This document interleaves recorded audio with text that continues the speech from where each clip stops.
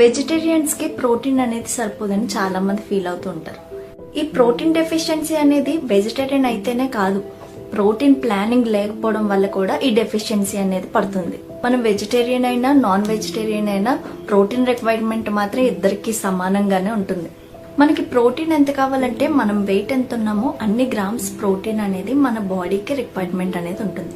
ఈ ప్రోటీన్ అనేది మనం డైలీ తీసుకునే ఫుడ్ లో, కామన్ గా తినే ఫుడ్ లో చాలా వాటిల్లో దొరుకుతుంది. మనకి milk, curd, paneer, nuts, seeds, millets, eggs, fish, chicken ఇలాంటి ఫుడ్స్ లో చాలా వాటిల్లో మనకి ప్రోటీన్ అనేది దొరుకుతుంది, ఈజీగానే దొరుకుతుంది. కానీ వీటన్నిటిలోనే దొరుకుతుంది కదా అని మనం తినేస్తూ ఉన్నాం అనుకోండి, సరిపోదు. ఎందుకంటే క్యాలరీస్ కూడా మనం మెయింటైన్ చేసుకోవడం ఇంపార్టెంట్.